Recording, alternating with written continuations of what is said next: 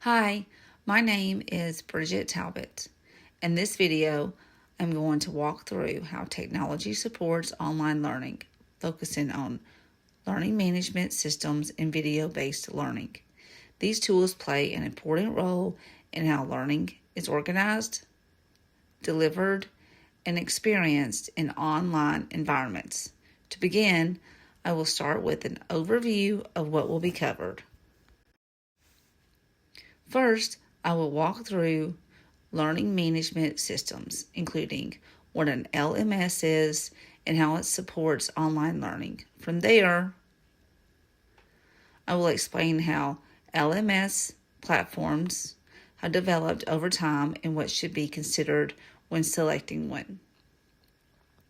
I will also connect this to real-world use by discussing how an LMS is used in my own experience.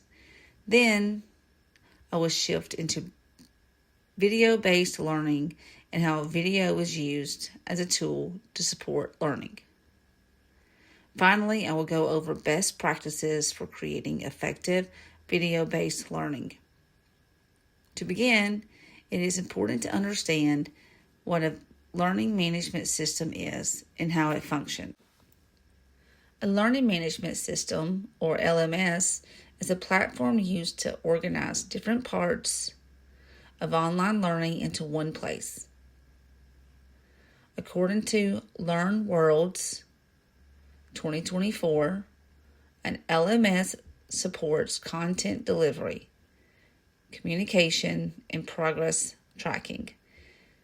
This means that everything from course material to assignments and interaction between users is managed within one system. Instead of information being spread across emails, documents, and different platforms, an LMS keeps everything structured and easy to access. That structure is important because it helps people stay focused on learning instead of trying to figure out what they're supposed to do next. When systems are not organized, people tend to get confused, miss steps, or make mistakes simply because the process is unclear.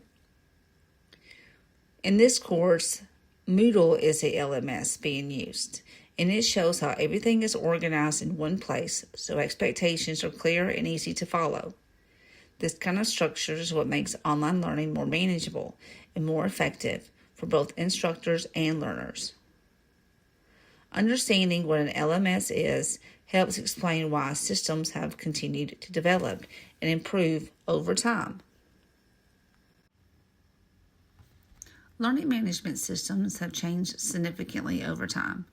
According to Saloon, early LMS platforms were primarily used for content delivery. They worked more like storage systems where information was uploaded and accessed, but there was very little interaction. Learning during that time was mostly passive, meaning people were reading or watching content without really engaging with it. As technology improved, LMS platforms began to expand beyond just delivering content. They started to include features like communication tools, discussion boards, and progress tracking. This allowed users to participate more in the learning process instead of just consuming information. Over time, the focus shifted even further towards engagement and user experience. Instead of just organizing content, LMS platforms now support how people learn by making the experience more interactive, structured, and connected. This shows how LMS has developed from simple content systems into tools that support real learning. Now that LMS platforms have evolved, it is important to understand which platforms are commonly used today. In my workplace, we use HubSpot as a central system for communication and organization. It manages client information, project details, emails, and notes all in one place. This system is used daily across the team and helps us keep track of multiple jobs at the same time. It was chosen because it keeps everything organized and makes communication easier between team members and clients. According to Learn Worlds, a learning management system is designed to not only organize information, but also support structured learning. While HubSpot works well for organization, it is not designed to support structured learning. Training still depends heavily on teaching, repetition, and hands-on experience. New employees often have to figure out things as they go instead of following clear learning paths. Because of that, learning can feel overwhelming, especially in the beginning. This connects to what e-learning industry explains, which is that effective systems should provide clear structure and guidance for learning.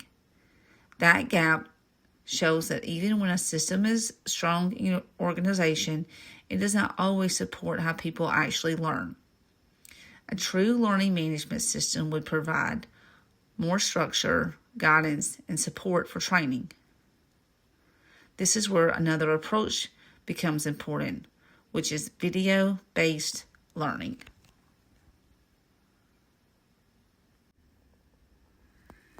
Video-based learning is a way of teaching that shows how to do something, not just what to do. It combines visual and audio, which makes it easier to understand compared to only reading instructions.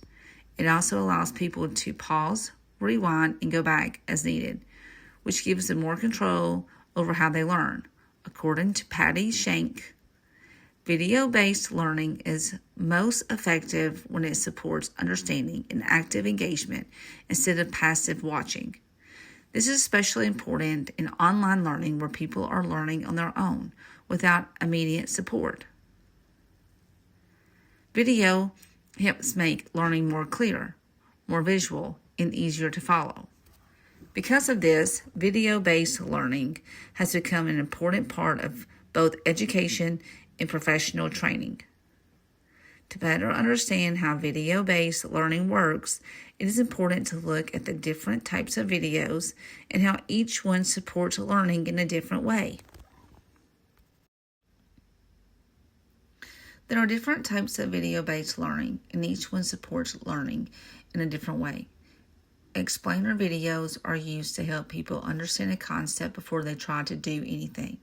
For example, if someone is planning a kitchen remodel, they might watch a video explaining the differences between custom cabinets and semi-custom cabinets.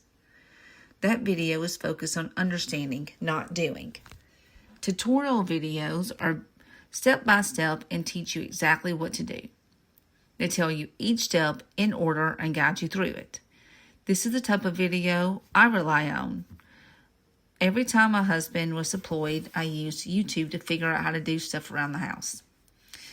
That is how I learned how to tighten the door handles.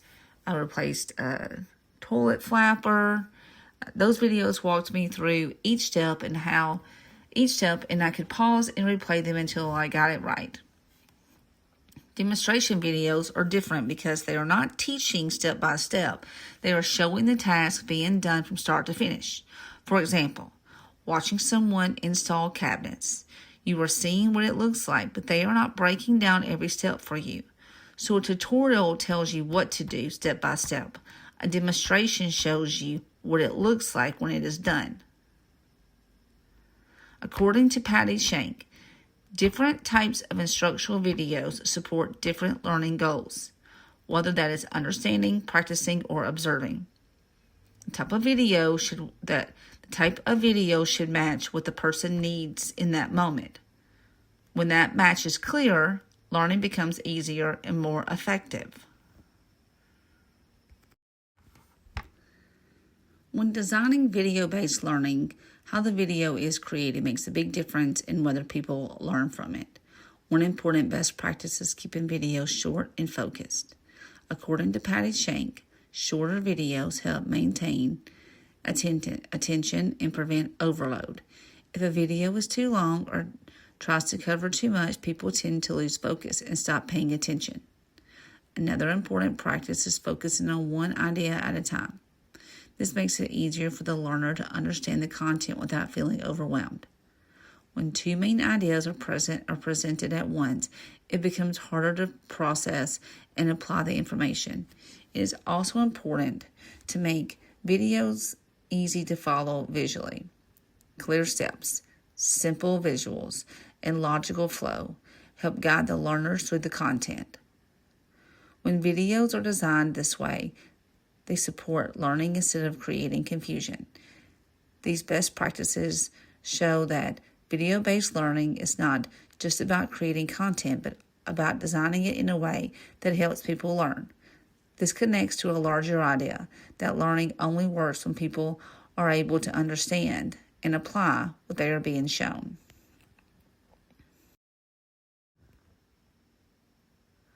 Where this shows up for me is how I teach cabinet designers. Learning 2020 design takes real effort. There are measurements, layouts, and processes that all have to come together at the same time. Without structure, people get overwhelmed quickly. And when they get overwhelmed, they shut down. And they start to feel like they cannot do it. And sometimes they even quit. This connects back to everything discussed with learning management systems and video-based learning. When learning is structured and supported, people are more confident and more likely to keep going. Using video, especially step-by-step tutorials, gives them something they can go back to when they get stuck. My business uses tutorials all the time. This is how I have learned most of my career. It creates a clear path instead of leaving them to figure everything out on their own. And that is what makes these tools important in real work environments, not just education. So let's wrap up this presentation on how learning management systems and video-based learning improve how people learn online. I really connected with this topic because I realize I am living it. There is no way I could have completed a master's degree without online learning. Between running a business, having a husband who is a firefighter and gone often, and raising our daughter who is in a lot of sports and a lot of activities, there just would not have been enough time to attend classes in person. Online learning was my only option, and this program made that possible. This program has done a great job creating a learning experience that is structured, flexible, and realistic for people with full lives. It allowed me to continue my education without sacrificing my responsibilities at home or at work. That is why online learning matters. It gives people opportunities that they would not have otherwise. I'm proud to be finishing this program this semester, and I'm thankful for the experience. Thank you for your time, and I look forward to your feedback.